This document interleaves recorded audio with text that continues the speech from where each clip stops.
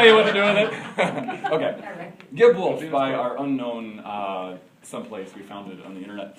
So it was like old times in the crowded office, proud talk and the teachers happy, loud and excited, until soon enough Dean Gibson's heir had to be away to his new job.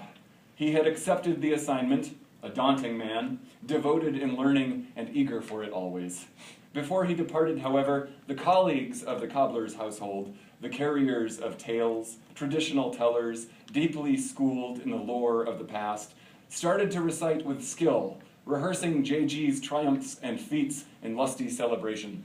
An attendant stood by with a decorated pitcher, pouring bright helpings from the chocolate fountain. First, his fellow coaches arose and raised a mug in tribute of his undebatable skill. They spoke and said, "On long trips, JG's spirit was gay, boldly breakfasting on previous day's pizza, striking up extemporaneous song to shorten the long Wyoming roads. Surely his love for students was strong." With that, a pair of teachers sprang to their feet and called for a toast of half-empty Diet Cokes or any variety of teas. Next, the ladies rose in one accord, those ladies whose beauty and wisdom enlightened the department, but whose wits were putty in this bike commuter's hands. These were the ladies who clamored for more each time he spoke of the antics of his children, and they said to him, "Your great beauty is well known. That beauty you spend the morning primping instead of helping us monitor the hallway. But it was for such beauty and charm we chose you as our grad school partner." At this, the proud teaching warrior's face flushed red, and this pleased the ladies well. So they finished as follows. "But too, we admired your attitude when we charmed the rulers for funds, acquiring for ourselves the Library of Congress, while you made do by robbing your children's allowances. Still, we know you as a great father to your children, a kind-hearted man of God, one who uses his hands most uniquely while he teaches. We find this cute." Again, the laughter started, the din got louder, and the crowd was happy as Justin was praised repeatedly. Before long, there rose a speaker, a representative of lunch, that daily feast where teacher warriors converse of battles won and learning lost.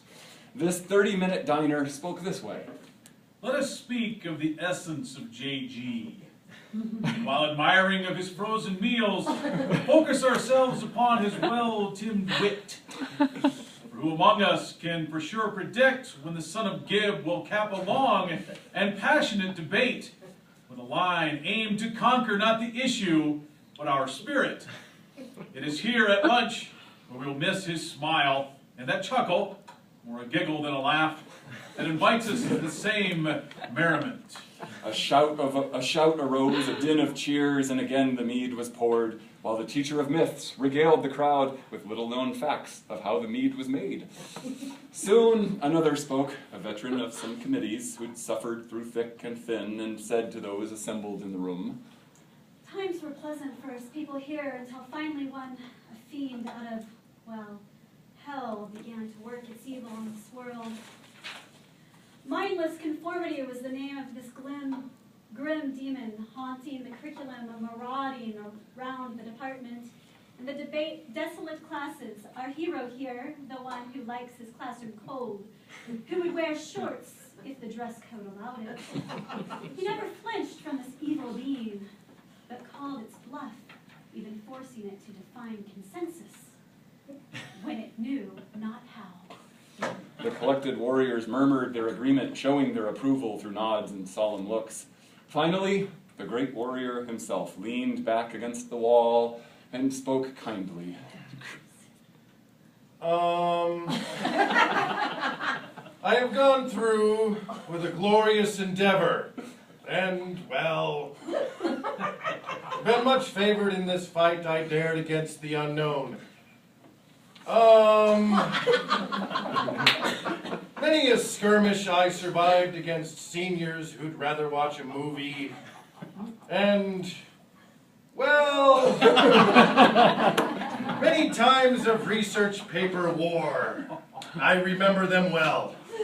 Then the king of myth, in his great-heartedness, unscrewed the top of his frozen water bottle and gave it to his fellow water bottle drinker, telling him to use it. You are the last of us. The only one left of the mortal coils. Fate swept us away. Now I must go. I wish that weren't so accurate. That was the warrior's last word. He had no more to confide. The furious cold of Ellendale would assail him. His skills fled from high school to his destined place among the higher educated ones. So the great colleagues, his teaching companions, sorrowed for the scholar who had chosen to go. They said that of all the master teachers upon the earth, he was the one most gracious and even-minded, kindest to his people, and keenest to avoid fame. So, there you have it.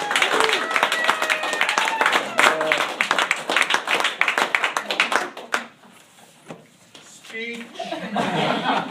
Well, I am not one for speeches, but it has been an honor teaching here and humbling to learn from your experience and your wisdom, warmth, and friendship.